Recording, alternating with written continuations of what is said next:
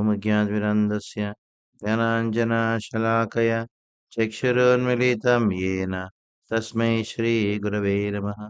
श्रीचैतन्यमनोभीष्टं स्थापितं येन भूतले स्वयं रूपः कदा मह्यं ददाति स्वपदान्तिकं वन्देऽहं श्रीगुरौ श्रीयुतापदकमलं श्रीगुरुन् वैष्णवांश्च श्रीरूपं साग्रजातं सहगणा रघुनाथान्वितं तं सजीवं साद्वैतं सावधूतं हरिजनसहितं कृष्णचैतन्यदेवं श्रीराधा कृष्णपादान् सहगणा ललिता श्रीविशाखान्वितांश्च हे कृष्णा करुणा सिन्धो दीनबन्धो जगत्पते गोपेश गोपिकान्त राधाकान्त नमोऽस्तुते सप्तकाञ्चन गौराङ्गी राधे वृन्दावनेश्वरि वृषभानुसुते देवी प्रणमामि हरिप्रिये। जय श्री कृष्ण चैतन्य प्रभु नित्यानंद श्री अद्वैता गदाधर शिवासादि गौरभक्तवृंद हरे Krishna Krishna Krishna Hare Hare Hare Ram Ram Ram Hare Hare.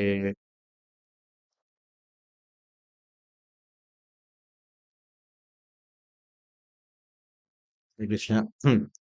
Hare Krishna and welcome all of you to this 3 days seminar on the basic concepts of Bhagavad Gita. So today we'll be discussing about the introduction to Bhagavad Gita. And tomorrow we have two sessions starting from 6 o'clock, being a weekend. That is 6 o'clock onwards, we'll be having a session. And again, it will go to 9:30. Then day after tomorrow, we have another session. That is from 10 o'clock till 2 o'clock. We'll be having two sessions day after tomorrow. So today, we'll start with a very important topic. That is introduction to Bhagavad Gita. It starts with a very important question. The question is that why have we come here? Hey, you invited, that is why we came here. Of course, we invited many people, and why you only came? Why not others? So that is where we start. So why we have come here? There may be many reasons behind it. There may be hundreds of reasons behind why you have come here. But one of the most important reasons for which you have come here is to know. There is a spirit within yourself that is to inquire. Like when you meet somebody, you ask, who are you? Where did you come from? So these are the natural subject matters of inquiry. That I inquire, I want to know. So everybody is interested in knowing, but only few people are interested in knowing into higher realms of existence. Everybody wants to know what is tomorrow's morning breakfast. What they're interested to know what is the latest movie, what is going on in the stock market. So there are many subject matters of inquiry, but there's certain subject matters of inquiry which only human being does. Animals don't do that. That is why in the Mahabharata, there is very beautiful verse which says, Ahar nidra bhayametunam cha samanya metat pashubhirnaranam dharmo hi eko diko visheshu dharmena vihina pashubhir samanaha. Ahara, where will I get my food? Nidra, where will I get my good place to sleep? Bhaya, where will I get my security? Metunam cha, where will I get my family life? So those who are interested in these four things only, they are called animals. Because these four things, ahara, nidra, bhaya, maituna, eating, sleeping, mating, and defending. These are the four things which are both humans and common for both humans and animals. Animals are also eating, humans are also eating. Animals are also sleeping, and humans are also sleeping. And animals also have family life. Humans also have family life. And uh, animals are also defending, and humans are also defending. But what is the difference between a human and an animal? So, dharmo hi eko adhiko vishesho dharmena vihina pashubir samana. Dharmo hi eko adhiko vishesho means the only speciality of a human being is that when he follows dharma. Whereas the animals, they don't have any dharma. They don't follow any rules and regulations. Even simple etiquette. If when somebody, unknown person comes to your house, what do you say? Who are you? Where did you come from? And then you react. But the dog, does it ask? It just starts barking, isn't it? So there is no rules and regulations of dharma for a dog. The dog just barks. But a human being inquires. That is why inquiry into higher limbs of existence, that is the first and the foremost qualification of a human. Human means one who is inquiring into the higher limbs of existence. That is Athato Brahma Jigyasa. The first aphorism of the Vedanta Sutra says Athato Brahma Jigyasa. Atha means now. What is the meaning of now? Now means now you got two legs, not four legs. What does it mean? Now you got a human life. You have passed many, many lives of animals. Now you got human life. Since now you got a human life, this is the time you should start inquiring. Now means now since you got a human life, therefore the other atha and atha means athato. Athato Brahma Jigyasa. Now you got a human life, therefore, what is your responsibility? Inquire. If you don't inquire, then Pashuvir Samana. Pashu means animal. Now, somebody may say, how can you say that we are like animals? You see the animals they are eating on the road. I see a nice dining table is there. I have a nice dining table, and then in the dining table I nicely eat. I cook food, I have knife, fork, everything, and this person, animal, he is just eating anything on the road.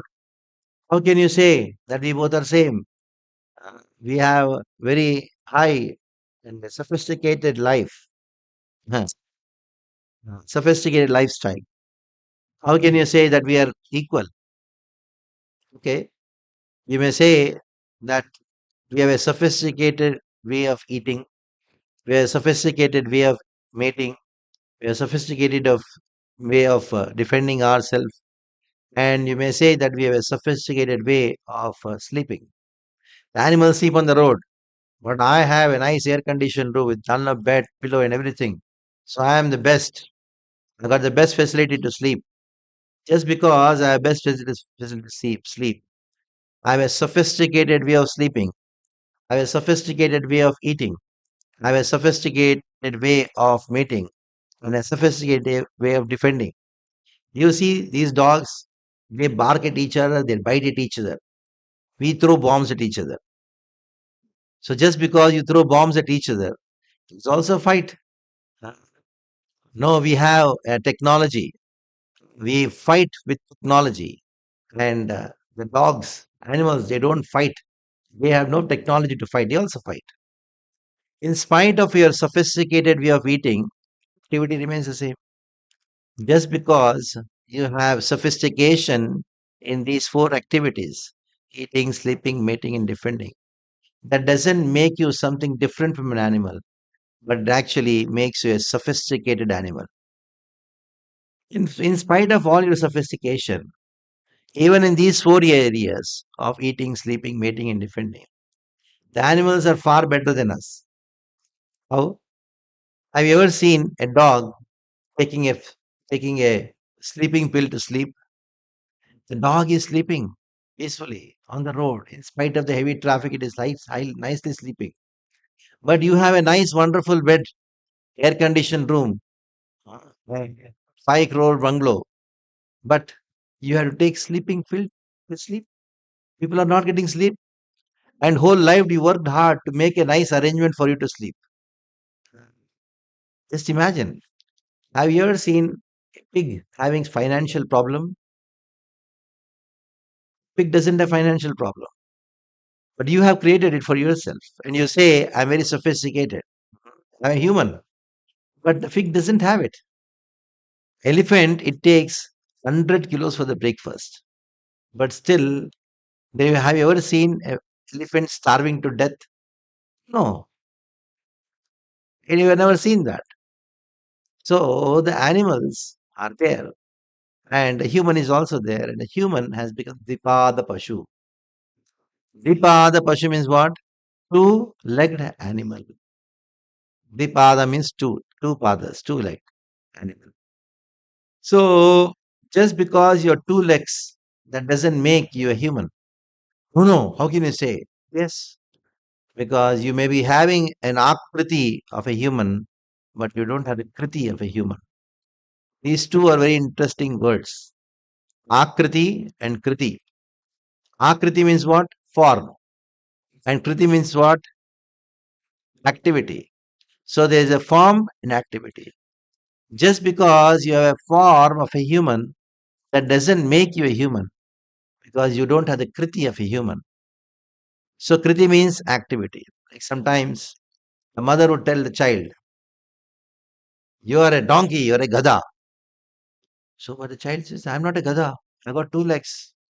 So no, you though you have two legs, but still your activity is like that of a donkey. So you're a donkey. So in the same way, just because you're born as a human doesn't make you human. Just because you look like a human doesn't make you human. Your activity should be like that of a human. What is that activity? That is inquiry. Tato Brahma Jigyasa. That is the first aphorism of the Vedanta Sutra. So this Vedanta Sutra starts with this aphorism, that is Sutra, which says Atato Brahma Jigyasa. Ataha. Now you are a human, so start inquiring into the higher limbs of existence. Now somebody may say, no, no, no, no. Uh, if I inquire, I'm already inquiring into these four things: eating, sleeping, mating, and defending. Just because you inquire or make your these four facilities of eating, sleeping, mating, and defending higher, that doesn't make you something different from an animal. So one has to inquire. Now, I'll inquire. What should I inquire? Second question. If I am a human, human life starts with inquiry. Then what should I inquire? There are so many subject matters of inquiry, but there are two primary subject matters of inquiry. All the inquiries in this world boils down to two basic things. Number one, first subject matter to inquire is the goal of life. What is the goal of my life? So somebody may say, hey, what is this question? It is too philosophical.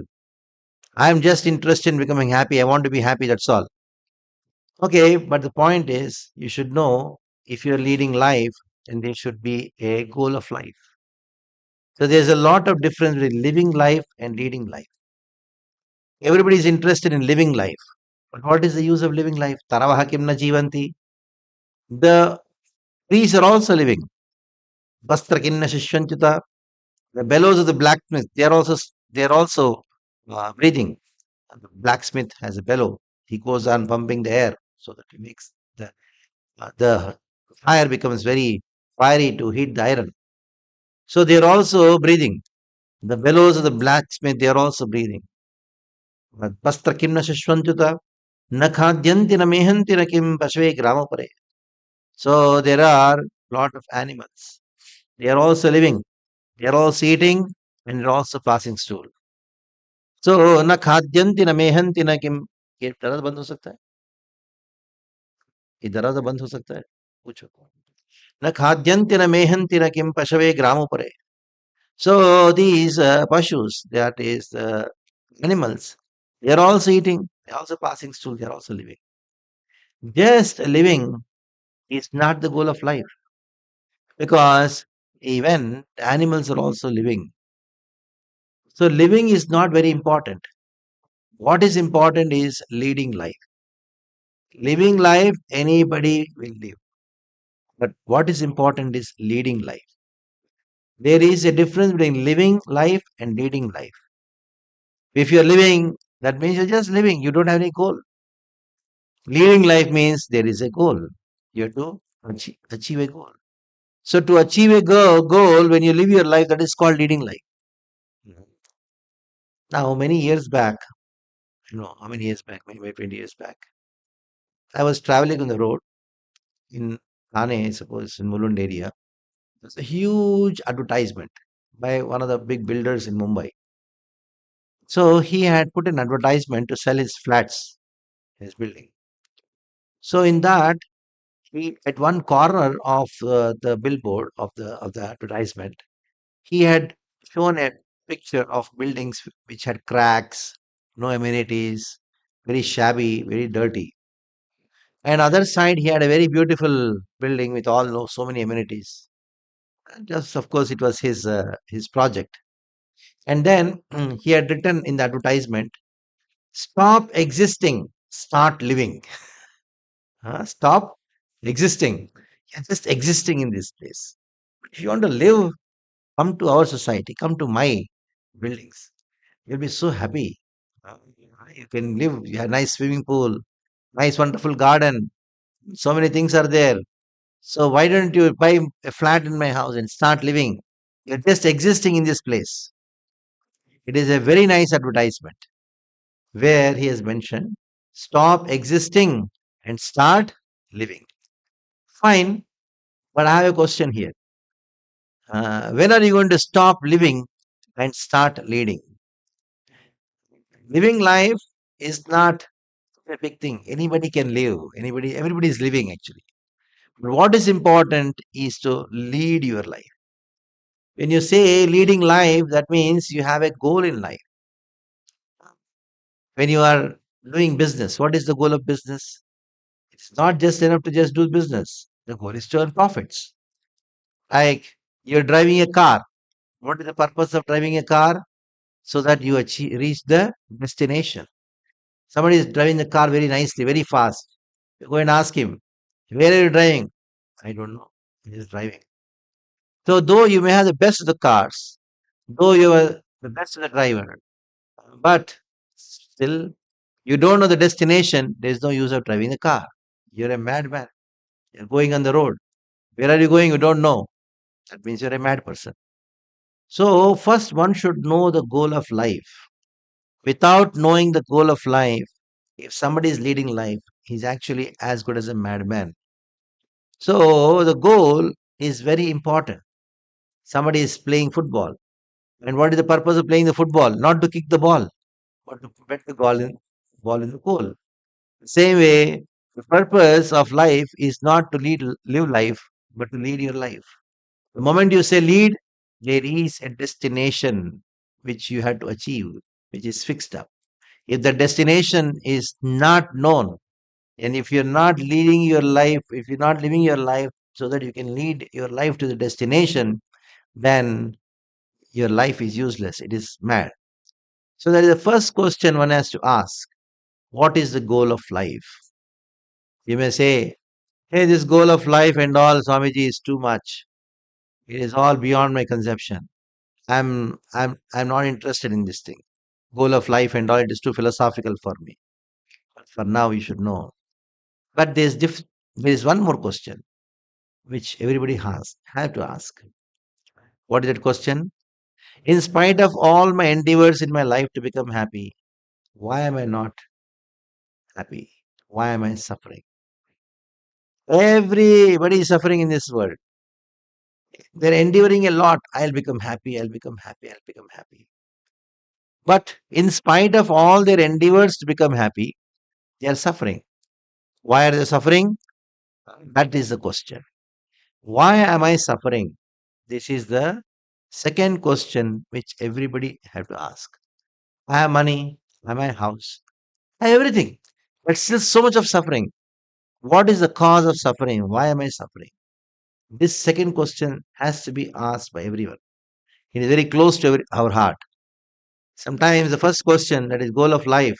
What is the goal of life? It may be very far. It may be very far distinct. You may not be interested in trying to know the goal of life. But the second question is very important and very close to our life, very close to our heart. What is that question? Why am I suffering? Some people say, you spiritualist people are very pessimistic. Why don't you ask this question, how I can become happy? Why are you asking this question, why am I suffering? Let us be positive. See, it is not the question of being positive or negative. It is a question of knowing the, being realistic. It is not being pessimistic or being positive. It is a question of being realistic. The reality is that we are suffering and we should know the cause of suffering. Somebody may say, why I should ask this question? Why am I suffering? Let's think of how to become happy. Let's be more positive. Let us understand. There are two questions. One is how I can become happy, and number two is why am I suffering? Among these two questions, what is the most important question? Somebody may say, how I can become happy? That seems to be a better question. But that is not first question to be asked. The first question to be asked is, why am I suffering? The reason is this. When you are not well, when you are sick, you go to the doctor. What is the first thing the doctor does to you? The first thing the doctor does is what? He diagnoses the disease. He tries to find out the cause of your disease. The same way, we should first find out the cause of suffering. Without trying, without knowing the cause of the disease, you take medicine, what happens? The disease increases. You have some common cold, some virus. Now you go to the doctor, and the doctor doesn't diagnose. Okay, he writes a medicine without knowing the root cause of the problem. You go and take the medicine, the disease increases. So that is what is happening in everybody's life. We are trying to become happy, trying to become happy. Yes, yes, I'll become hoंगे कामयाब एक दिन. पूरा है विश्वास. So the donkey is also trying to become happy. Here's one donkey. It's a very famous example. This donkey was working so hard for the dhobi. Every day he used to put lots and lots of loads of cloth on his back, and he used to take the donkey to the cart. And while coming, the load is more heavier because the cloth is wet. The donkey comes back and he just feeds the donkey some dry grass. Donkey thought, "Now I have to do something now. Tomorrow onwards, I am going to go on a strike till he gives me my favorite carrot. If he gives me carrot, then only I'll work." So the next day, the donkey was standing like this. The dhobi put all the load of cloth on his back. And then he told the donkey, Chalo, let's start. Donkey said, no. And he took the stick and started beating the donkey. Chal, chal. The donkey said, no, I'm on strike today. So then the dhobi came to know that this donkey is on strike. Let me put a dangle carrot in front of him. So the donkey was here, and this dhobi took the carrot and tied it to the end of the stick like this. So end of the stick, the carrot was dangling. And then the donkey is back. He tied the stick to the back of the donkey so that the carrot is dangling just in front of the donkey. Then the donkey thought, yes, now my strike is successful. I got the carrot now. So he put one step ahead to eat the carrot. But what happened? The carrot went further. The donkey thought, hey, maybe I got some eyesight problem, I suppose. Let me put one step ahead to get the. Every step the donkey took, the carrot went ahead. And thinking, the donkey started thinking, हम होंगे कामयाब एक दिन. पूरा है विश्वास. Whole load was carried by the donkey till the end, where they came to the ghat. And the dhobi, he took all the cloth down and put the carrot and put it in his pocket so that he has to Go back. And he took the same stick and bet the donkey. Donkey thought, maybe not now. On the way back, I'll get that carrot. So hope after hope. Everybody is thinking that I'll become happy tomorrow. I'll become happy tomorrow.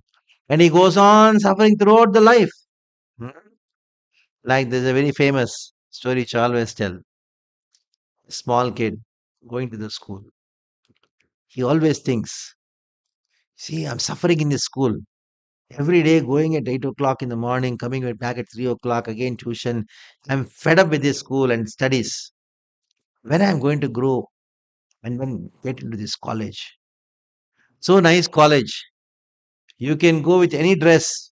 Every day school, same school uniform. We are fed up. When you go to the college, you see the college students. They are so happy. It's a picnic for them. They can wear any dress and can go. Even if they don't, if they want that, they cannot. They can go without dress also. No problem. That is the situation in the college. I can go one period, attend, second period I can bunk. And now so happy these college people are. I am in the school. I'm fed up with this school. So to this school student is thinking, tomorrow when I go to the college, I'll become happy. Then what happened? He went to the college. When he joined the college, next day joined. The first day he was so happy. He actually joined the college. First period he attended. Second period he bunked. And along with his friends, he went to a movie. He was so happy. So one day, it so happened, one of his friend was very close to him. He bought a new bike. His father gave him a gift, new bike. Then what happened? He was no longer with him. He got a new bike, so he has a girlfriend. And he starts thinking, my friend, he has got a girlfriend. I don't have because I don't have a bike. It is all because I don't have money now. Tomorrow, after I pass out from my college, when I get a job, I'll become happy. Just wait for some time. हम होंगे कामयाब एक दिन. So when he was in school, he was thinking, I'll become happy when I go to college. When he's in college, what is thinking? When I get a job, I'll become happy. So somehow he passed out from a very good college and then he became, he got a job. He was under training for 6 months. He was getting a stipend. And the first salary he got, he was so happy. He went and purchased whatever he wanted. He purchased many gifts for his friends, his parents, relatives. He was so happy. Then 6 months got over and he got a permanent placement. Very good salary. And he was so happy. So very first day of his permanent job, he goes and he works hard. It's 5 o'clock. By the time his boss, he's about to now finish his work, and he wanted to go home.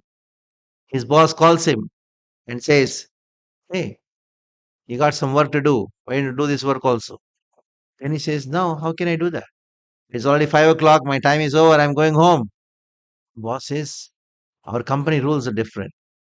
Our company rule is that morning you should come on time, but there is no time when you're going to leave." Because morning, whole day in the daytime, you work for Indian time. Ours is a multinational company. So actual work starts around 5 o'clock for you. Uh, So then he's working whole night practically. He goes back home 10 o'clock, 11 o'clock. And the only Sunday he gets, what is that? He has to sleep. And he has money, but there's no time to enjoy. He is frustrated. At that time, he noticed one thing interesting. What is the thing he noticed? But when he was in school, when he used to fall sick, the mother used to say, Beta, don't go to school, take rest. And everybody was concerned about him. Now, since he's got a job, one day he's not feeling well or sick. His mother says, Beta, if you don't go to work, what will happen? You should go. Just see. Earlier, the parents used to ask, Beta, what you want? What you want? And now, since he's got a job, huh, everybody is expecting what you're going to give, what you're going to give. And he starts thinking, "Hey, what is this? What has happened? People used to love me. And they're thinking, what do you want? No, everybody is expecting from me. It means actually there's no love in this world. He's just thinking, I'm so unhappy because I don't have the love of my life. Tomorrow, when I get married and get the love of my life, then I'll become happy. So I want to, so somehow he finds some one girl, and then well, he thought I love her and she loves me somehow. We break up and lands up in someone and gets married and thinks, now, tomorrow onwards, I'll be happy because I got the love of my life. So he got married. Some change happened at last. Since he got married, some change happened. Because when he was in school, what was he thinking? Tomorrow, when I go to college, I'll be happy. When he was in college, what was he thinking? Tomorrow, when I get a job, I'll be happy. When he got a job, what was he thinking?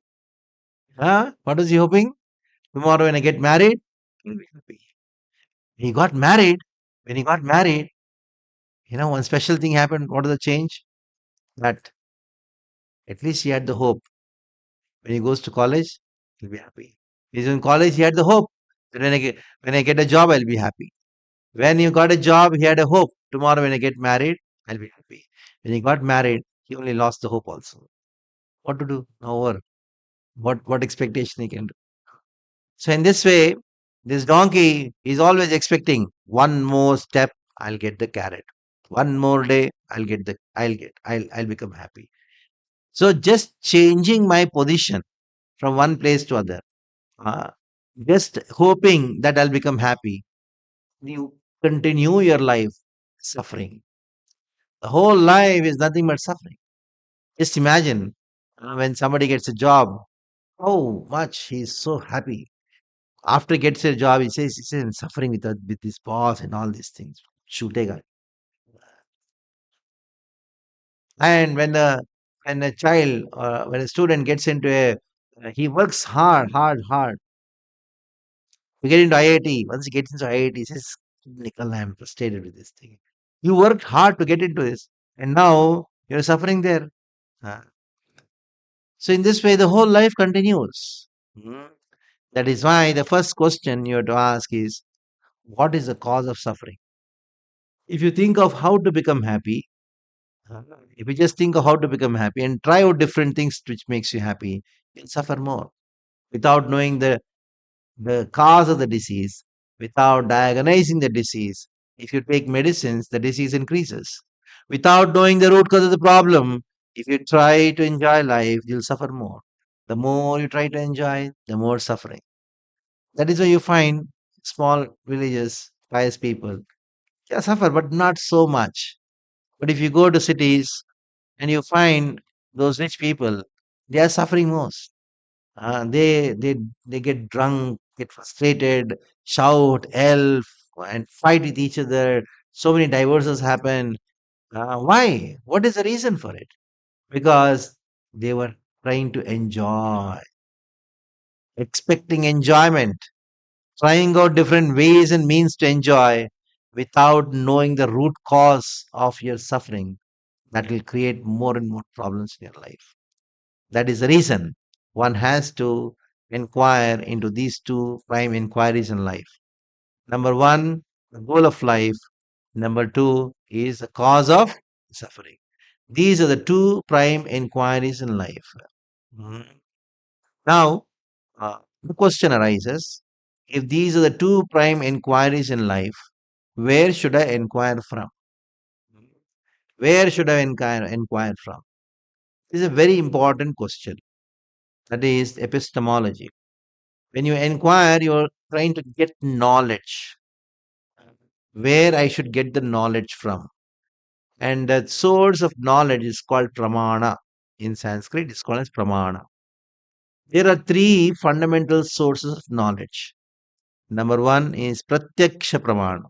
Number two is anuman pramana. Number three is shabda pramana. The first one is pratyaksha pramana. What is the meaning of pratyaksha pramana? I try to get knowledge from where? I try to get knowledge from senses. I see and I get knowledge. I hear and I get knowledge. I feel and I get knowledge.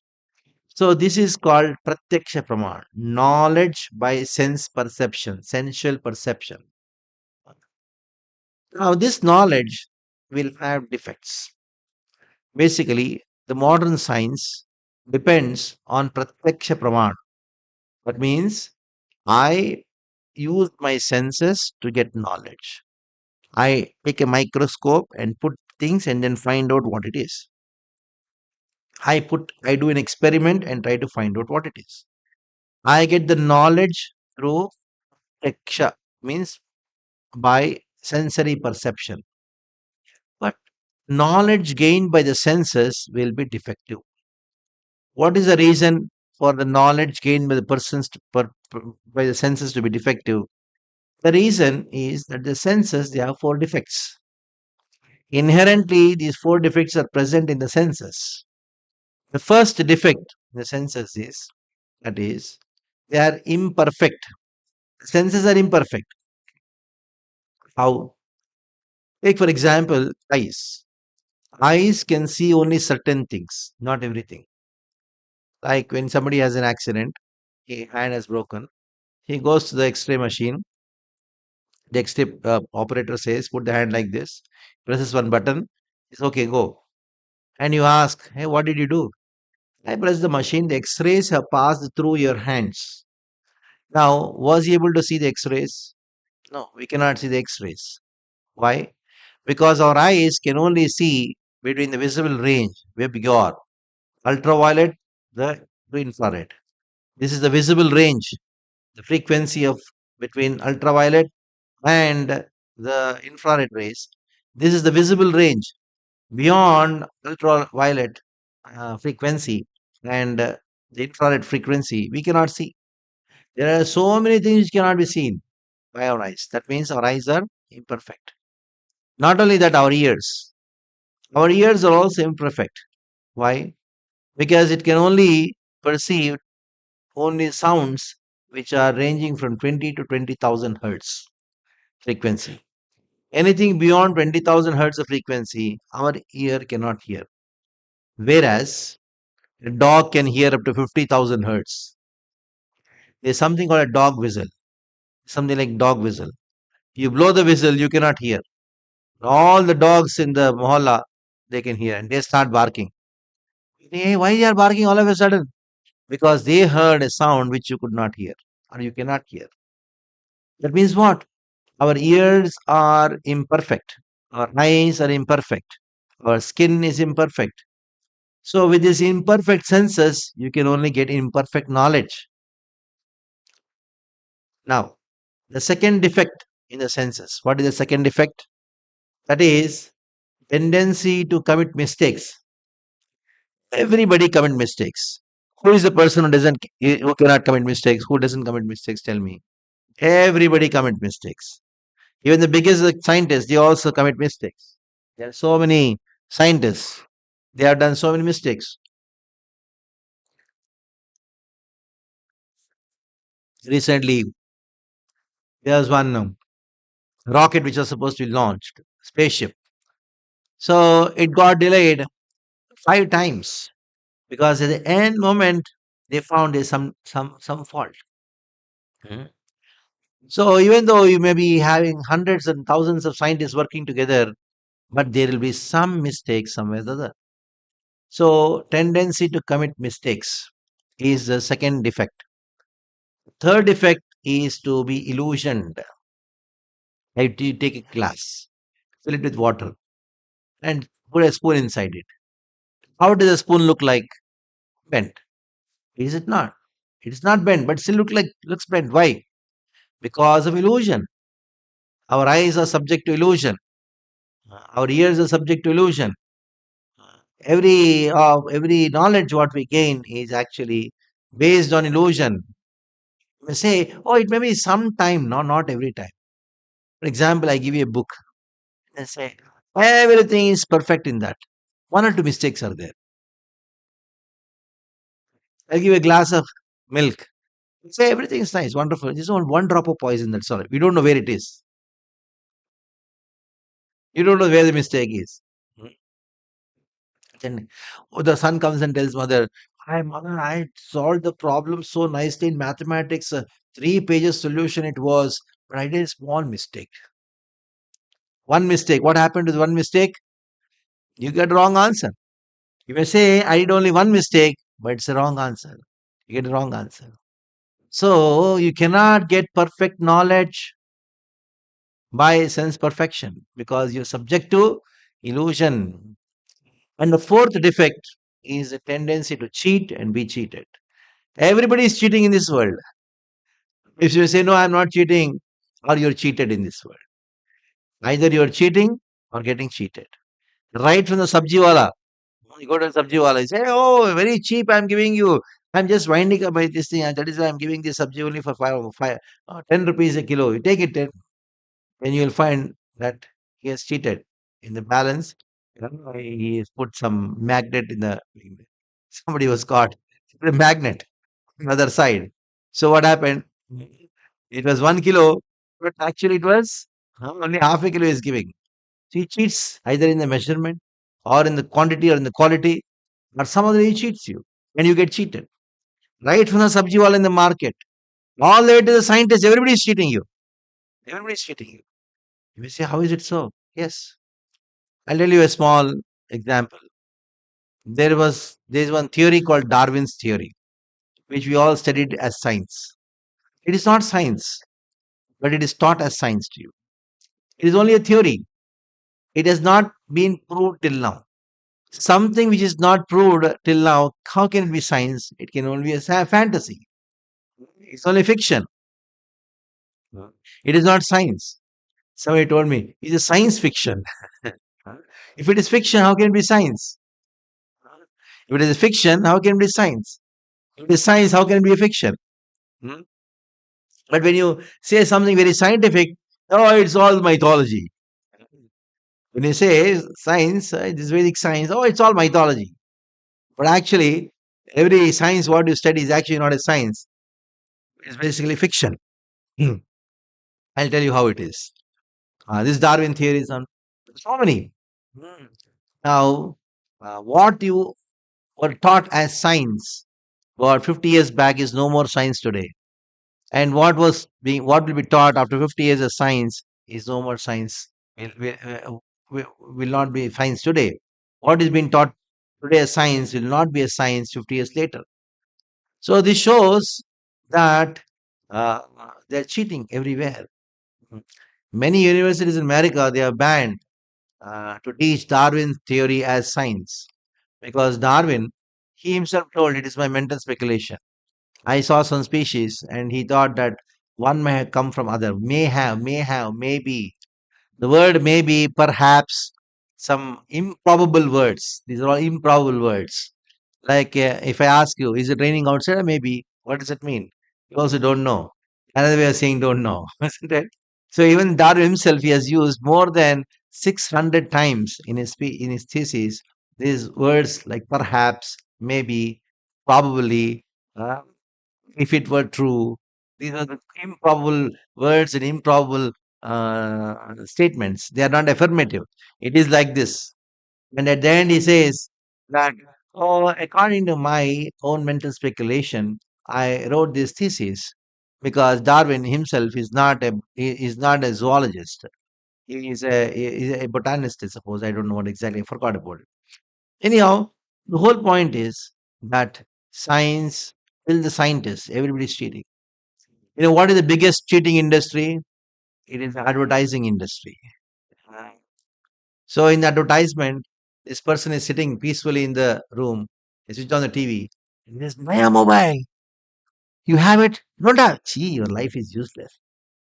He was very peaceful and happy. The moment he switched on the TV, then he started thinking, "What happened? Huh? My life is useless." So what is the advertisement? That means to convince you to buy something which you don't require. You don't require, but still the advertisement convince you to buy this. You know, if you buy this shampoo, your hair will be like this. And I show some actress or somebody who's there's also duplicate hair, actually, it's not real hair. And you feel, oh, my hair will be like this if I use this shampoo to such an extent. Just use this shampoo for 3 years. You don't require it anymore now. Anyway, you become bald by the time. You don't require it anymore. So in this way, this whole advertisement industry is working towards to cheat everyone. So these are the four defects in our senses. Number one is imperfect senses. Number two is the yeah, that is tendency to commit mistakes. Number three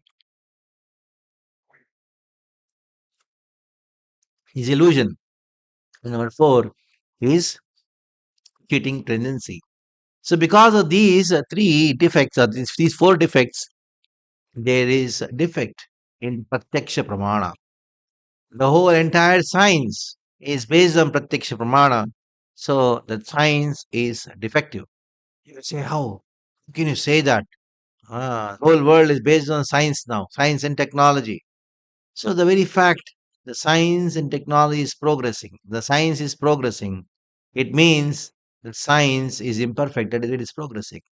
If something is perfect, there's no need for that to progress. There's no need for it to progress. Now, this is how we understand the first pramana, that is pratyaksha praman. The knowledge gained by the pratyaksha praman is imperfect. Number one. Number two is anumana pramana. Anuman means I use my intelligence and logic and try to understand certain things. Yes, definitely. By anumana pramana, the defect will be reduced in the knowledge but cannot be eradicated. Like, for example, you are seeing something on the hill, there is a smoke. So, if there is a smoke, there should be fire. Yeah, definitely by logic. But when you go up the hill, you'll find there is neither smoke nor fire because there on top of the hill, the smog is itself is like that. It is not smoke. Clouds and the mist mixed together, it look like smoke. It is not smoke. So though you by logic you were able to conclude something, but still it became defective because the input for the logic is sensual perception. Pratyaksha becomes the input for Anumana. So Anumana Pramana is also defective. Maybe the defect may be reduced because of your logic and intelligence. Because the basis of Anumana is Pratyaksha, that is why Anumana Pramana also becomes defective. Now, there is only the third source of knowledge which is perfect. That is what? Shabda Pramana. What is the meaning of Shabda Pramana? Shabda means what? Shabda means Vedic literatures. The one of the main names of the Veda is Shabda Brahman. Shabda Brahman. God in the form of sound. So Veda is actually not a language. Veda is actually sound vibration. Somebody says, "Oh, Veda is in Sanskrit." No, it Vedic literatures are not in Sanskrit. Veda is Shabda. They are sound vibrations. So the Shabda Pramana, they are the perfect source of knowledge. Why?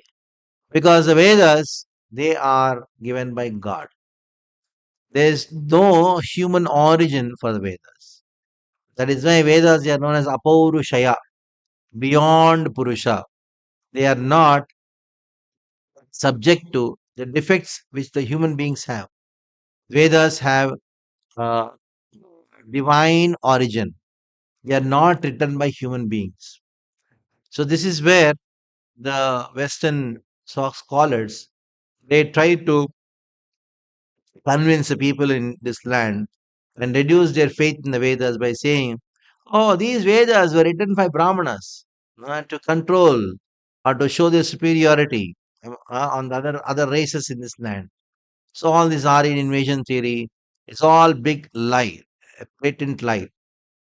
Actually, whenever a conqueror comes and conquers a nation, the history of the nation is written by the conqueror. So he'll never say the truth. Mm. So that is what happened. The British conquered India and they wrote the history for this India. And then we think what they wrote is truth. But what they wrote is actually not truth. but it's a blatant lie, absolute lie. And they tried to show the Vedas as having a human origin. And they said, this Veda was written in this century, 6th century. Oh, this Veda is the oldest Veda. Actually, the Vedic literatures, they are not subject to time. Nothing is new, nothing is old, they're eternal. Something which is having eternity cannot be dated. Right? This is the origin. And this year, this Rishi wrote the Veda. No, no, no. The Rishiha Mantadrishtaraha. No Rishi wrote the Veda. All the Rishis, the Vedic knowledge was revealed. Revelation. So that is why Rishi is called Rishi. One who saw, seer. You know, as seer. Seer means he saw. Rishiha Mantadrishtaraha. They saw what was existing already in this cosmos. So the Vedic literatures, they are absolute. Till now, nobody has pointed out a single statement in Veda to be wrong. They have proved many statements in the Veda to be right, but till date, nobody has proved that this statement in the Veda to be wrong. Nobody has proved it. Like, to give an example, uh, the modern science, it did chemical analysis on cow dung. After doing this chemical analysis on cow dung, they came to know that this cow dung has many antiseptic values. Now, the same Veda, which was technically put into written format by Vyasa 5000 years back, it says that cow dung is pure. You go to any village, even till today, we all use cow dung. Even I use cow dung to purify, to take bath. Mm. Cow dung, dried cow dung mixed with mud. So that is pure. There are so many animals. Why don't you use the dung of other animals? Why only cow? Because the Veda says. Why the Veda says? Because the Vedic literatures are revelations of God. Whoever has created this world, the same person has given the manual called Veda. Who knows best about any machine than the creator of the machine itself? Somebody has invented a machine, or one company has manufactured a machine. Who knows the best about the machine? The manufacturer himself knows. So that is why the manufacturer of the machine, he publishes a manual along with the machine. So when you buy a machine, you buy a mobile phone, or you buy any machine, along with that you get a manual. That manual talks about how to operate the machine. If you don't read the manual and operate the machine, what will happen? You'll spoil the machine. The Vedic literatures are like the manual for our life. Mhm. Are the manual for our life. The same Veda, uh, which says bone is inauspicious. But the same Veda talks about conch shell being very auspicious. We use conch shell, that is also a bone material. So the Vedic literatures, they talk about so many scientific things. Especially there's something called embryology. In the Bhagavatam, in the third canto, in the last chapter, last few chapters, is a description of how in the womb of the mother, the fetus is growing every week, every month. What are the organs which are developed? There's a elaborate description of it. And these descriptions of how the fetus in the womb of the mother grows, that is exactly matching with the Vedic, with the modern science sonographic reports. There was no sonography at the time. There was no chemical laboratory at the time. How did Vyasa write that cow dung is pure? There was no chemical laboratory because it was revealed. The knowledge is revealed. Perfect knowledge. Once I was giving one seminar in one of the colleges. So at that time, after the whole session got over, I gave the Bhagavad Gita to one of the students and told the student, try and read this Bhagavad Gita. He said, why you should read? I said, it's a perfect knowledge in this. Then he told, you mean to say that everything is written is perfect? It's true? Then, yeah, there's no defect because it's been there for 5,000 years. And till date, nobody has pointed out even a single defect in this Bhagavad Gita. Then he told me, oh, is it so? He gave the Gita back to me. Show me one statement which is right here. Huh? One statement. Show me one statement which is right. Huh? Which is perfect. Okay, then I open the second chapter where there is a verse Krishna says, Jata se dhruva mrityu. For a person who is born, death is certain.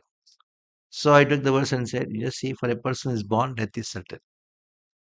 Is it? Anybody who is born is going to die. So that is already there. Hmm? It is there, perfectly described.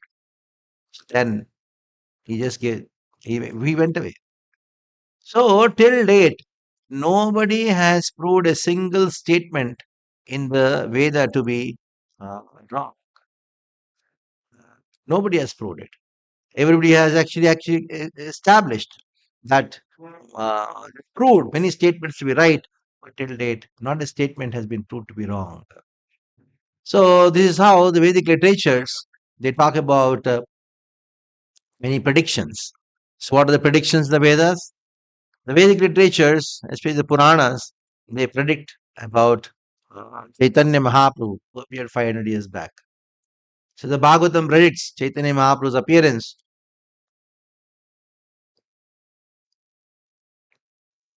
500 years back. Bhagavatam was written 5,000 years back, but Chaitanya Mahaprabhu just appeared just 500 years back. In the Bhavishya Purana, there is a prediction of King Ashok of Chanakya, and so many great personalities who have appeared. They have all been predicted in the Bhavishya Purana, in many Puranas. So this shows the Vedic literatures are perfect. Now the question arises here that you are talking about Vedas, Vedas, Vedas. I want to know what exactly they are. Mm. These Vedic literatures were originally written by Vyasa, but actually they were not written by Vyasa. They are put into written format by Vyasa. 5,000 years back when the Kali Yuga was about to start, at the time Vyasa, he knew in the age of Kali, people's memory will be short. Memory will be very short. So he thought, let me put all the Vedic literatures into written format. So Vyasa, he took all the Vedas and then he divided the Vedas into four. Originally, there was only one Veda called Yajus, and this Veda was divided into four parts: Rig Veda, Yajur Veda, Sama Veda, and Atharva Veda. Actually, Vyasa he divided into three, and whatever was left over that became the Atharva Veda. So in this way, you have four Vedic literatures or four Vedas. Now, each of the four Vedas, or all the four Vedas put together, there are 1130 chapters, all Vedas put together. Now, each chapter is divided into four sections, that is, Aranyakas, Brahmanaka, and Samhita, and Upanishads. So, originally, all the Vedic literatures they had 1000 lakh verses and they had 1130 Brahmanaka section, 1130 Aranyakas, 1130 Samhitas, 1130 Upanishads. So that was the original content of the Veda. Now, what happened over a period of time? Gradually, many Vedic literatures were lost. Just imagine the first attack on the Vedic literatures were by those kings on the same land who accepted Buddhism. And they destroyed temples and they burned Vedic literatures because they are anti Vedic. Buddha is Buddha, though you may say it is a religion, but it's totally anti Vedic. Atheism, non Vedic atheism. So many Vedic literatures were destroyed for practically 1500 years, more than that. And then came the Islamic rule in this land, outskirts of Mathura. Vedic literatures were used as fuel, as firewood to cook the flesh for eating for the soldiers, local soldiers. So much atrocities have happened. And ultimately, we have only 6% of the Vedic literatures left. If you say, oh, I want to read the Veda, I want to study the Veda, even if you want to do that, very difficult because only 6% are left. Even to read the 6%, it is not a joke. It takes long time. Mhm. One lifetime is not enough. So only 6% of Vedic literature are left out today. Mm. Even if somebody says, no, somehow I'll read, it is impossible. Mhm. That is why Krishna, what did he do is, he took all the Vedic literatures and then compressed and condensed into one book called the Bhagavad Gita. This is the connection between the Bhagavad Gita and Vedic literatures. So you may say, Veda talks about what? What is there in all these zones of content? Spiritual knowledge? Yes, definitely. But 99% of the Vedic literatures is not spiritual knowledge. It talks about material knowledge. Only a small percent of the Vedic literatures talk about spiritual knowledge. But most of the Vedic literatures they talk about material knowledge. Now let us have a very simple understanding of the difference between spiritual knowledge and material knowledge. Let us see what it is. What is the meaning of material knowledge? What is the meaning of spiritual knowledge? In the entire Vedic literatures, there are two kinds of knowledge. Number one is how to live in this world. Number two, how to get out of this world. That's all. How to live in this world, that is called material knowledge. How to live in this world is called material knowledge. And how to get out of this world, that is called spiritual knowledge. Simple. We don't want to complicate things. Now, one is how to live in this world, and other way is how to get out of this world. Let us see what is more important in these two. Which kind of knowledge is more important? How to live in this world, is that important? How to get out of this world, that is important. I'll give you a small example. When you when your son or daughter or yourself get admission into IIT, the best of the college, worked hard, got admission. So what is the purpose of getting into IIT? Very simple. Huh? To get out. The purpose of getting into IIT is what? Get out. Not to stay, isn't it? Huh? Though you may have got admission to the best of the college, the purpose of getting into that college is to get out. Your son may say, Papa, I got admission into IIT, the best college. I don't want to leave it whole life. I want to stay there. Every year I'll fail there and I'll stay there only. No, foolishness. The purpose of getting into IIT is to get out. The purpose of getting into medical college is to get out of it, not to stay there. Some studying in seventh standard. What is the purpose of studying in the seventh standard? Not to come back to the seventh standard, to get out of the seventh standard. The purpose of getting into the train is what? What is the purpose of getting into the train? To get out, not to stay there. Even though you may have got first AC reserved, confirmed ticket, very nice. But still, the whole purpose is to getting into the train is to get out. In the same way, the whole purpose of getting into this world is to get out.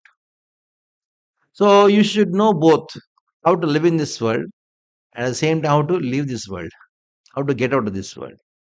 And how to live in this world, that is called material knowledge. And how to get out of this world is called spiritual knowledge. That is a fundamental difference. And among these two, how to get out of this world, that is more important. So in the entire Vedic literatures, I have told there are four sections: the Brahmanakas, the Aranyakas, and the Samhitas and the Upanishads. Among the four, the Upanishads are the most important. Why?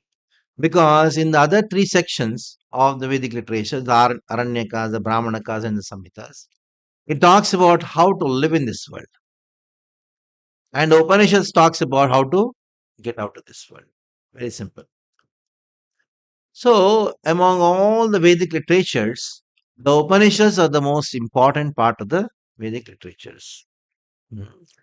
And Upanishads are originally 1130. But among those 1130, at present around 220 are available in front of us. That's all. Now, even to study those 220 Upanishads, it's not a joke. It takes a lot of time, intelligence, also that kind of learning, that kind of uh, training right from the childhood is required to understand them. Mhm. So, Krishna, what did he do? He took all the Upanishads, condensed them, and gave it to us in the form of Bhagavad Gita. That is why Sripad Shankaracharya, he uh, writes a very beautiful verse. He says, Sarvo Upanishado Gavo, Dogdha Gopal Nandana, Partho Vatsa Sudirbhokta, Dugdam Gitamritam Mahat. He says that Sarva Upanishado Gavaha. You compare all the Upanishads to a cow. Sarva Upanishado Gava. Sarva Upanishado Gava. And now, Partho Vatsa Sudhir Bhokta Dugdham Gitamritam Sarvopanishado Gavo Dogda Gopal Nandana Krishna Gopal Nandana Dogda, he became the milkman. So the cowherd. So the cowherd gets the milk. Hmm. If all the Upanishads are compared to cow, Krishna is the cowherd who is milking the cow. And who is the first person to drink the milk? It is a calf. Arjuna became the calf. And ultimately, this milk is what? Partho Vatsa Sudhir Bhokta Dugdam Gitamritam Mahat. That Dugdam, or its milk of the cow of Upanishads, that is Bhagavad Gita. So Bhagavad Gita becomes the essence of all the Upanishads, the cow of Upanishads. Sudhir Bhokta, who can enjoy this Bhagavad Gita? Sudhihi. Those who have got pure intelligence, only they can understand this Bhagavad Gita. They can relish this Bhagavad Gita. So, somebody may ask a question. Okay, nice. You have spoken so much about Bhagavad Gita, but how to understand the Bhagavad Gita? Hmm. Let us know how to understand the Bhagavad Gita. Bhagavad Gita should be understood from a guru, from a spiritual master. For even material knowledge, the government, when it publishes books, it doesn't say, we have published the book and there's a date for the examination, read the book and come and give the examination. No, it creates universities. The government creates a lot of faculties, different departments. The professors, the teachers are there. To teach what? What is there in the book.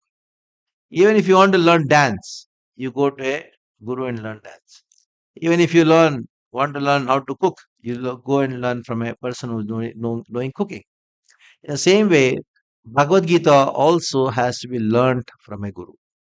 Mm. So, okay, now you may say, I have to read the Bhagavad Gita. Let me go to a shop and then find out copy of Bhagavad Gita. You go to a bookshop and say, give me a Bhagavad Gita. Shopkeeper says, yes, which Bhagavad Gita you want? He says, I want the Bhagavad Gita spoken by Krishna to Arjuna. Then he says, okay, Krishna spoke the Bhagavad Gita to Arjuna, but which one you want? What do you mean by that? There are so many commentaries on Bhagavad Gita available. So many commentaries of Bhagavad Gita. What to do? You get confused. So the answer is this thing. Answer is there in the Bhagavad Gita itself, whom you should learn the Bhagavad Gita from. You should learn the Bhagavad Gita from a devotee of Krishna. Because in the Bhagavad Gita, Krishna says that Evam Parambara Prapta Evam Rajarasya Vidhu Sakalena Mahata Yoganashta Paramptava Saivayam Mayatidya Yoga Prokta Puratana Bhaktosi Me Sakachi Tirhasyam Hitaduttama. Arjuna, you are my devotee and you are my friend. That is why I am speaking this Bhagavad Gita to you. You are my devotee, you are my friend. And only a person who is a devotee of Krishna can understand Bhagavad Gita. Like sometimes people think that I should know Sanskrit. Without knowing Sanskrit, you cannot understand Bhagavad Gita. But Krishna did not say to Arjuna like that. He said, you are a devotee, that is why you can understand Bhagavad Gita. So many people, they had different uh, approaches to the Bhagavad Gita. Some people say, Bhagavad Gita is the best book for management.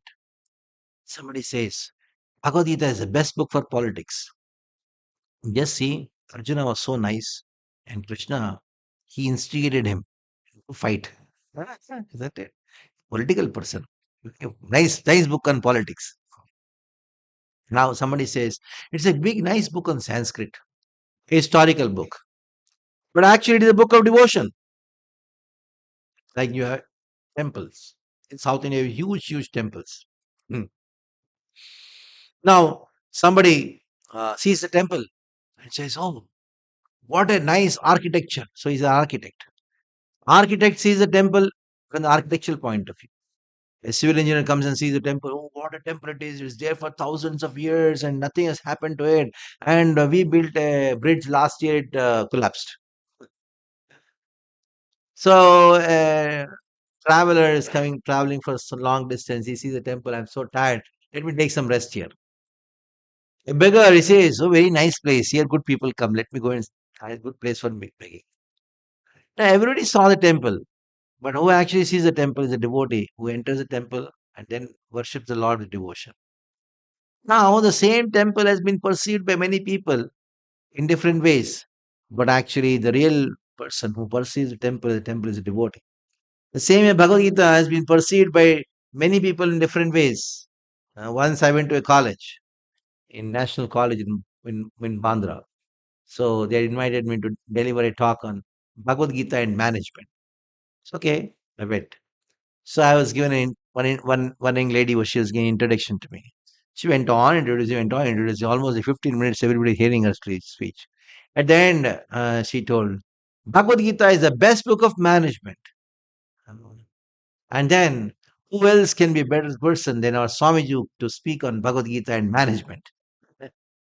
So, all the management students were there and they're perceiving, huh? Oh, yeah, we want to learn management of Bhagavad Gita. So then I told, very nice introduction was given about me, and uh, I was told that the Bhagavad Gita is the best book for uh, management. But how many of you feel it is so? Then everybody said, yes. Oh, after looking into it, still you're confident that the Bhagavad Gita is best book of management? Surprised. Then I told, you see, I had a very good job. I had everything wonderful going on. I read the Bhagavad Gita. I damaged my hair, damaged my cloth, damaged everything. Now tell me, is Bhagavad Gita best book of management or management? Then everyone was laughing. And I told, yeah, that is what it is. Of course, I gave class on how. But whole point is, Bhagavad Gita has been perceived by different people in different ways. Mm. But who can perceive the Bhagavad Gita as it is? Only a devotee of Krishna can understand Bhagavad Gita. So, if you want to understand the Bhagavad Gita, you should approach a devotee of Krishna. You should approach a guru who is a devotee of Krishna. That is the first qualification of a guru. Mhm. That is, he should be a devotee of Krishna.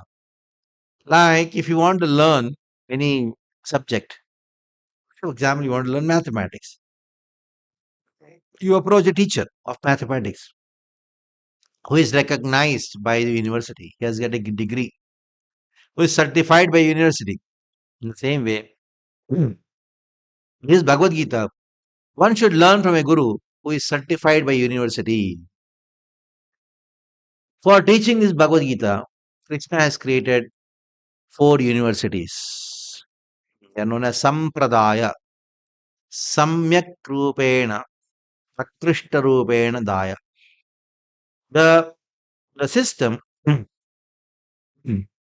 by which the knowledge of the absolute truth is given to you completely. That is called Sampradaya.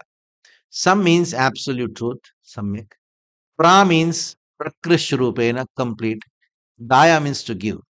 The system by which complete knowledge of the absolute truth is given. That is called Sampradaya. So there are four Sampradayas originally established by Krishna. What are the four Sampradayas? Brahma, Rudra, Shri, and Kumara. So Krishna, he gave the knowledge to Brahma.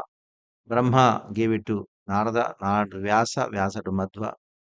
This International Society for Krishna Consciousness, though it seems to be a very organized organization, having its presence around the world, professionally managed. Ultimately, this ISKCON belongs to the Brahma Madhva Gaudiya Sampradaya. Brahma gave it to knowledge. Brahma gave the knowledge to Narada. Narada gave it to Madhva like that. And who gave the knowledge to Brahma? Krishna gave. So Krishna becomes the chancellor, and these four become the four vice chancellors of these four spiritual universities. Then Brahma, he gave it to Krishna gave it to Sri like Lakshmi. So there is a sampradaya which is coming from the Lakshmi. That is known as Sri Sampradaya. And you must have heard about Ramanujacharya. So that line of Sampradaya is there. Brahma Rudra, that is, then you have Lord Shiva. Krishna gave the knowledge to Lord Shiva, and those who are, especially in Gujarat, you have this Pushti Marga, those who say Shri Krishna Sharanam Mama. So they are actually Vallabhas. Vallabhacharya is another than reincarnation of Swami, who originally belongs to the Rudra Sampradaya. And the fourth one is Brahma, Rudra, Shri Kumar. Kumars, four Kumaras. So, if you want to learn the Bhagavad Gita, you can go to any of the four Sampradayas and learn the Bhagavad Gita. Any of the four Sampradayas. So, ISKCON coming under the Brahma Madhva Gaudiya Sampradaya, we receive the knowledge which Krishna gave to Brahma, Brahma to Narada, Narada to Vyasa, Vyasa to Madhva, Chaitanya Mahaprabhu. In this way, it comes to Bhaktivinoda Thakur and it comes to Srila Prabhupada, Bhaktivedanta Swami Srila Prabhupada, the founder of ISKCON, and it's coming to all of us. So, this is how parampara continues. The teacher teaches his student, and a student teaches to his student. In this way, the whole parampara continues. Mhm. So, the first qualification of a guru that he should belong to one of the four sampradayas. Mm. The first qualification. Now, what is the second qualification of a guru? Guru means acharati tyacharya. One who teaches by example is called an acharya. One who teaches by an example. Acharati, one who teaches by practicing himself. It is not that, okay, I only teach theory, but I don't practice. Uh, there was one person who was a very big orator. So when he used to give his oratory, many people used to come and attend his class. And one day, one lady came to his house and told his wife, "Your husband is such a wonderful orator. Why didn't you come and sit in his pravachan?" Then she told, "When he's giving pravachan, I have to cook for him. After he comes, and I have to feed him." "No, no, no. Tomorrow you come. You should listen. How you don't know how great your husband is." When she came, she cooked early and then came and sat him. Very impressed. And all of a sudden, in the middle of the pravachan which her husband was giving, she just ran back to her house. Whatever she had cooked, she just threw it and recooked again. The husband came and he sat to eat. He put one more and say, "Hey, what you cooked?" And she told, "No, today I attended your class. You are telling that the food should be sattvic. It should not have any onion, no garlic, and it should be very juicy, very nice and palatable. And every day I was cooking so many things for you which are very passionate and tamasic and rajasic." He told, "Who told you? That poetry is for others, not for me." Mm. Uh, so you should be an acharya. One should practice what he preaches. Acharati iti acharya. So this is the second qualification of a guru. That is, first he should be devotee of Krishna. in one of the sampradayas. Number two, he should be an acharya. Number three, guru means the real word meaning of the word guru is not teacher. Mm. The real meaning of the word guru is heavy. One who is heavy. Heavy with what? Heavy with spiritual knowledge. Uh, Now, uh, these days, people say, no, our Guruji, what did he teach you? Our Guruji didn't speak anything. For 40 years, he's doing Maun Vrat. He's such a great Guru. I do anything, he doesn't tell. He should not tell. Then only he can be his Guru. If he teaches, if he speaks, why he should be Guru then? Uh, I just want his blessings, that's all. What is use of the Guru? Like your daughter, you sent her to the school and she comes back. First day is a new school, big school, nice school. And you ask the daughter, what did you learn from the teacher? The daughter says, very nice teacher, very nice teacher. What did she teach? No, she doesn't teach anything. She only blesses us. So these days, people want blessings, not teachings. That is the problem. So one should actually seek knowledge. And one who gives knowledge is Guru. That is why those gurus who give knowledge, people don't want to come. They only want those gurus' blessings. Bless. When somebody comes and says, Swamiji, please bless me. Wait for some time. My blessings are going to start. Pravachan is going to start. No, we don't have time for Pravachan. We won't even have time for your blessings. Uh, hmm. No, the real blessings are in the form of teachings. That's why it's called Guru. And ultimately, Guru is one who has control over his senses.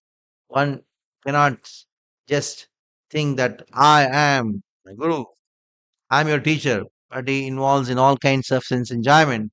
He smokes or he gets into tobacco, eating pan and all these things. And how can he be Guru? Cannot be Guru. So these are the four qualifications for being a Guru or a teacher of Bhagavad Gita. Number one should be belonging to a sampradaya, a devotee of Krishna.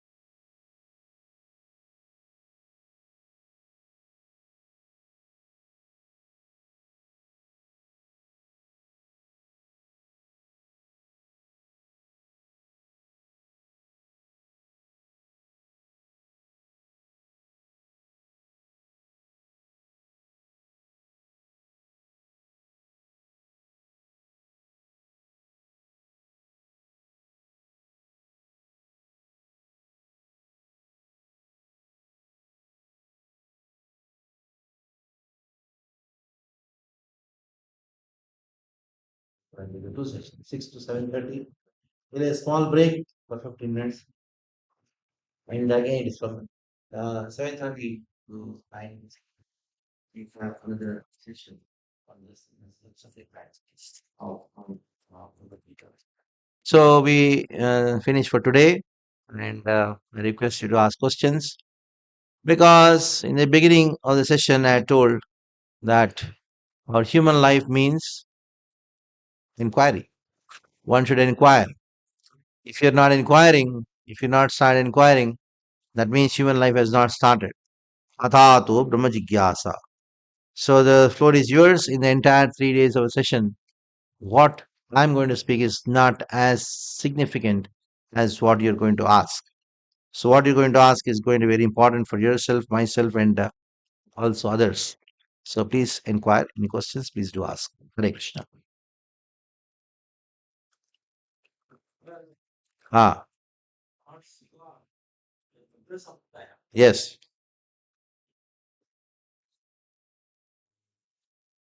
Yeah. You see, in Gujarat, there is one sampradaya called Vallabha Sampradaya or Putti Marga.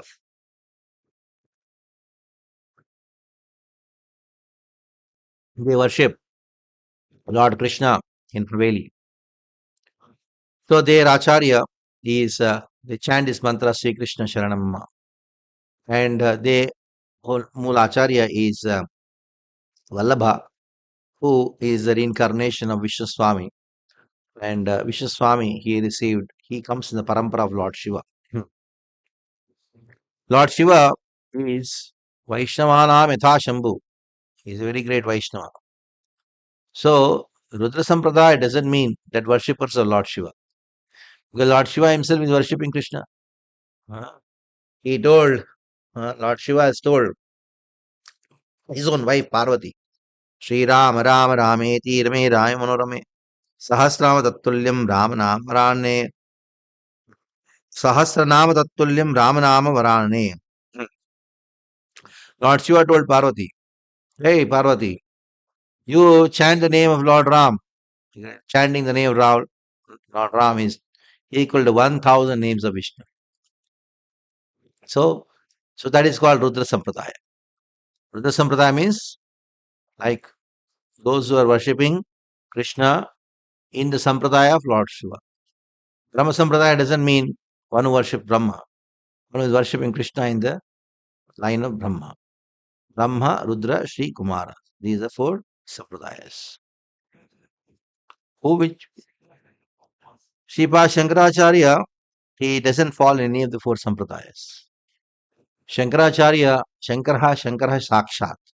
Lord Shiva, he appeared as Shankaracharya and he used one potency of a demon to write one philosophy called Mayavada. So, we discuss more about why Mayavad tomorrow. When you talk about God, those who say that I am God, Jiva and Ishvara are both one and the same. It's not a Mayavada. When they say God, Krishna, his body is made up of Maya. So those who proclaim so, they are not coming of any of the four sampradayas. Yeah. Any more questions? Ah, yeah.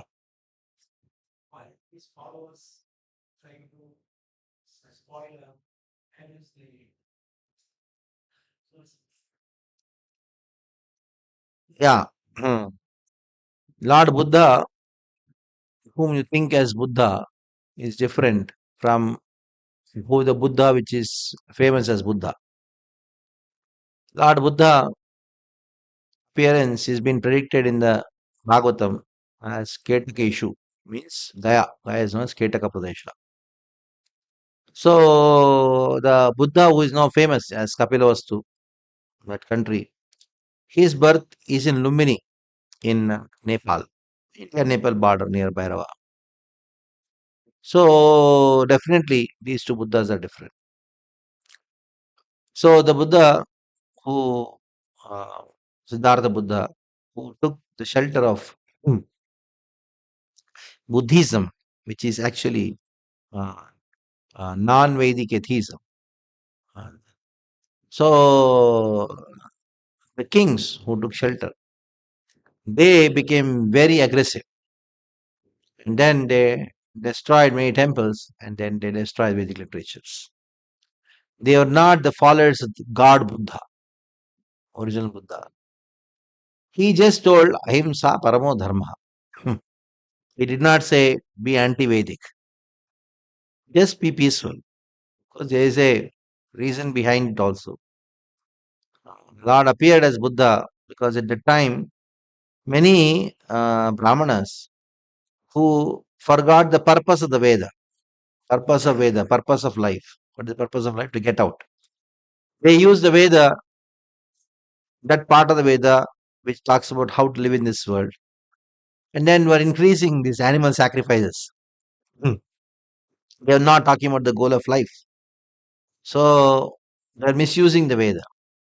When something is misused, the Lord has to come and then say, He takes away. He says, don't take the weather, keep it away. Just be peaceful. But they misunderstood as atheism and then took shelter of one demonic philosophy called Buddhism, which is atheism. So in this way, it happened.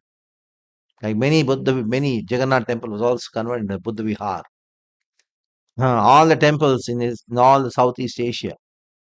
I went to Bangkok. Once upon a time, they were flourishing with big temples, uh, flourishing with Cambodia, huge Vishnu temple. Then what happened? The Buddhists came and then destroyed many deities and they put Buddha statues and did all kinds of things. Anyway, we're not going into the history, but we should know essentially is the thing. Any more questions?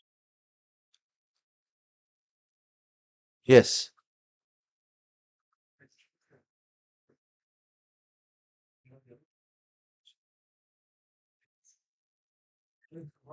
Who? Ah, yes, yes.